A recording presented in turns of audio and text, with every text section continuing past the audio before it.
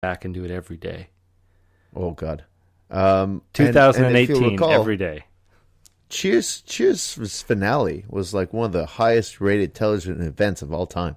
Yeah, but it was only because Frasier had really made a name for himself. Everybody wanted to see Frasier.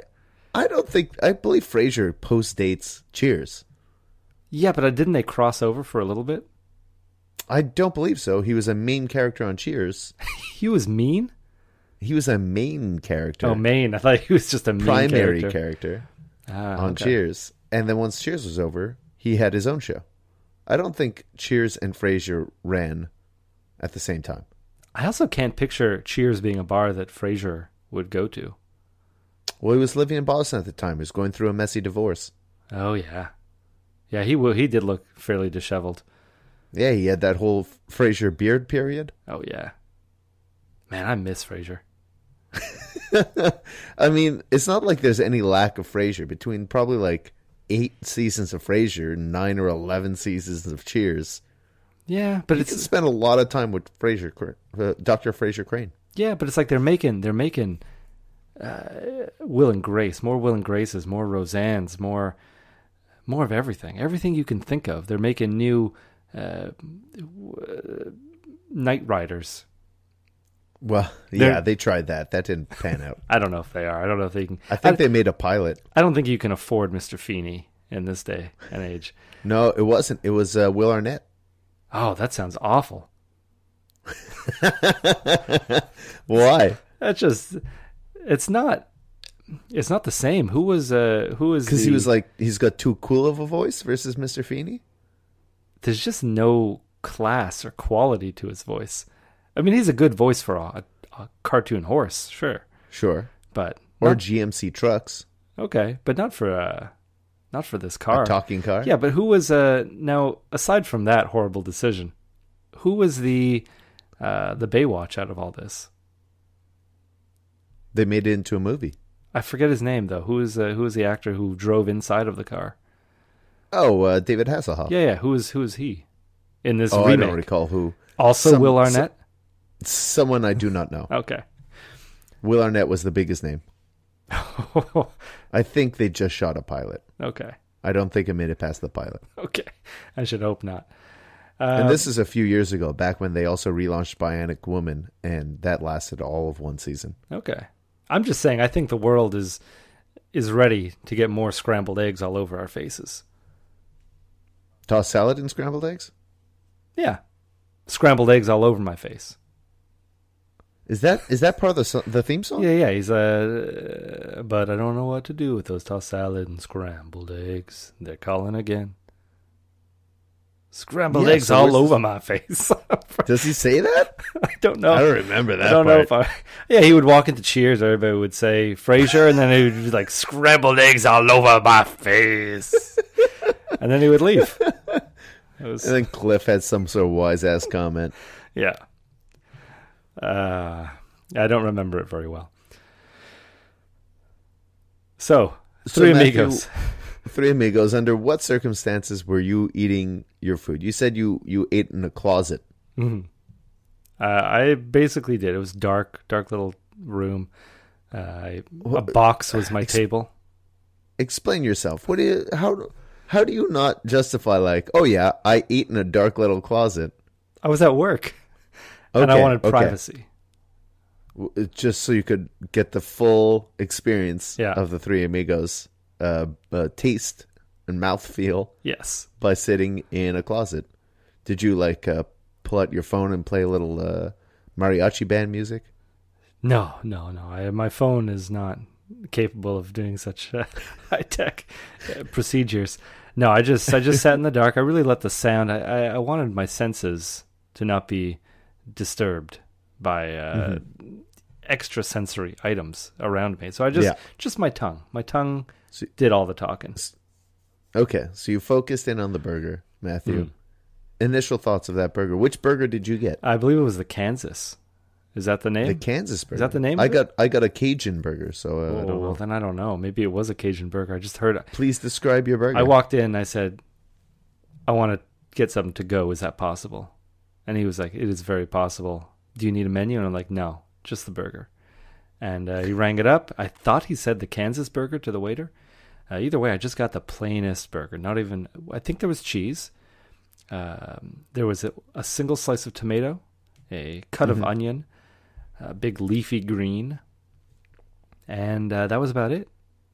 Real simple. That's right. I did see this burger on the menu. It was like just a classic burger. Yeah. And then there was a sauce. Oh, yeah, there's a spicy mayonnaise. Yes, but I didn't know if that was to be put onto the fries or if I should put it on my burger because it came in a separate little dish. I put a little on my burger because otherwise it would be the plainest, saddest little burger. My burger was the Cajun burger. Okay. It had Three Amigos homemade guacamole slathered across the top of the burger. A couple rings of onion, lettuce, and tomato, and the sad little piece of tomato it was too. I really felt like it could have used a second slice of tomato because I couldn't get tomato in every bite. There was no way, no how. They're fine with me. Yeah, I know. Not your problem. See, if we were actually dined together, I could have had your tomato. We would have both been happier. What would I have gotten out of that, though? I'm more than happy to throw that tomato out. Yeah, I know, but well, let's not throw it out. I don't want you wasting tomatoes. I love wasting tomato, so we need to find some sort of accord where we're both benefiting. Every time we go for lunch, I'll bring a tomato and just smash on the ground, and then any extra slices I'll have. Thank you. What did you think of the French fries? You know what? They were pretty. I didn't have any salt with me, and I really felt like they could have used some salt. Of course you did. But so pretty plain. But I dipped them in the remaining sauce, and that made them pretty great, pretty delicious. I was also starving. I hadn't eaten all day. Oh my! Why? Yeah. I said, "Oh my!" Oh, but yeah, why, Matthew? Well, it's just it's part of my. You had a full day of school. You were headed to work. You didn't get a lunch break. You didn't have anything for breakfast on your way to school. No, it's just I was too excited to have this Three Amigos burger because I walk in there and I'm already like very just ready to accuse them of this nonsense. It's like what do you think you're doing selling a burger Mexican restaurant? What is going on? There's nothing even Mexican about this. Nothing Spanish. No, there's not even a little sombrero. You had spicy mayonnaise. That was like an afterthought. Yeah. Just like and it's fine, you know. It didn't have to be anything crazy fancy. It was just a sad experience for me though. Walking into this place, I think it's one of the only times I've been to Three Amigos and I didn't leave with a sombrero on. Yes, so Three Amigos, they give away free sombrero if it's your birthday. And it's always your birthday. Yeah, they're not checking ID. No. They're just like, here's a sombrero. It's the cost of doing business. I mean, you basically pay for a sombrero with the bill, and it's included in the price. Like you need to leave with a sombrero, or you just got gypped. I mean, I don't necessarily feel the same way. I feel like you need to be with a group of people, and they need to be like, oh, it's his birthday, and then one person, or like it's both of their birthdays, and then maybe two people are getting a sombrero. I can't go there today as I did all alone. Sit there all alone, staring at the TV, and then be like, I would like a sombrero now. I would like a sombrero while I eat my chips. Yeah. Sir, it's customary to bring burger, the sombrero after the meal. I'm eating all alone on my birthday. I would appreciate the sombrero now. Please don't seat anyone else in this section. If you have candles, that would be appreciated. My burger was a little more Mexican. Like I said, guacamole was on it, and it was served with, like you had a little container of spicy mayonnaise. I had a container of salsa, more salsa. That after the first bite of my burger, I decided, oh boy, I'm putting salsa on this because this burger isn't good. Oh, right out there, right? Not even saving it for the end. The burger wasn't great, no. No. We'll get a little deeper into the burger a little later in the show. Matthew, this past week for me has been mildly arduous. I'm mad because I don't want to overstate it, but it wasn't great. It's an odyssey of sorts. No, not at all. My bathroom was being redone. Some tiles had been falling out of my shower wall. And after a couple months, my landlord finally popped in, took a look, and said, "All right, a guy's coming out this week to redo it." So he popped in while you were in the shower? No. I was out of the house, and he sent me a text, and he said, "Hey, can I pop in and take some measurements?" Okay. So he did. And last Wednesday morning, a construction guy or a contractor was supposed to arrive at my apartment at 10 in the morning. And he arrived at 7 in the morning. I had very little sleep. I was very tired and groggy. And he showed up and just started demolishing my wall, just taking the wall out. So there's no way I was like sleeping in the other room. I've seen you tired and groggy at 4 in the afternoon. I can't imagine what 7 a.m. Sebastien looks like. That's a useless type of grogginess. I couldn't do a thing. No. I think I'd slept a total of like 3 hours or something. Well, like he's that. not asking you to like take a sledgehammer and like work alongside him. I'm pretty sure you could just put some earplugs in and go back to bed. Well, no, I mean, basically I got up and edited last week's episode of the podcast and put that online. So I had a thing to do. But yeah, it was, it wasn't the amount of noise that was the problem. It was the inconsistency of the noise and that it is kind of wall shaking noise because he is taking out my walls. Yeah. Anyway, I left home that evening and said, here are the keys, lock up when you go. And I got home that night. I was like, oh, wow, he accomplished quite a bit today.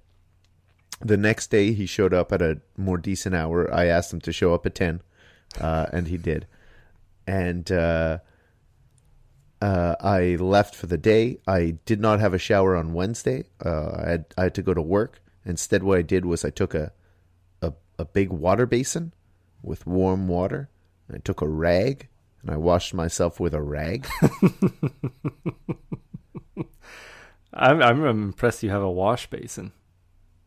It's handy to have, I guess. What do I use it for? I don't know. Oh, I usually use it for the water that drains from my air conditioning unit. Okay.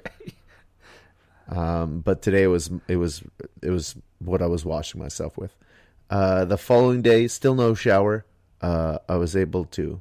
I'm really just picturing like a Norman Rockwell painting of you stuffed into this little wash basin. I wasn't in the wash basin. I stood in front of it and dipped a rag into it and rubbed my face with a rag and then dipped it back in the wash basin. Okay. Yeah. So maybe the Norman Rockwell painting just wouldn't sell many prints, but no, it did. I probably looked like an Italian immigrant from 1920 or something like that. Just washing myself with a rag and then getting ready to go to work. The following day, someone I know offered me their shower. Very kind, very appreciated. Friday, the work was supposed to be completed on Friday, and I went to. I thought it was a good way to end this 3 days of renovations. I went to a spa with former guest of the podcast, Chris Curtis. Wow, it was nice. Yeah, nice spa day. Go and get in a schwitz, jump in a cold pool, go get in the warm pool, do that whole cycle. Oh, that's why you're sick now.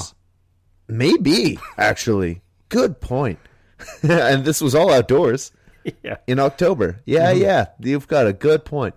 And it's sort of, there are signs outside the different saunas and warm and cold pools. The warm things, it suggests that you stay in for 5 to 15 minutes. And the cold pools, 5 to 15 seconds. And I would go in and kind of not hyperventilate, but like, ooh, eesh, ooh, because it's really cold and it's such a shock after getting out of something warm. And, within that 10 seconds, I was out of there. Tito was standing around in there, just soaking it in. And the first thing I said to him, I read the sign aloud. I said, 5 to 15 seconds, stay calm, is what the sign said. And he stayed so calm that he just stood around in the ice bath for 10 or more minutes,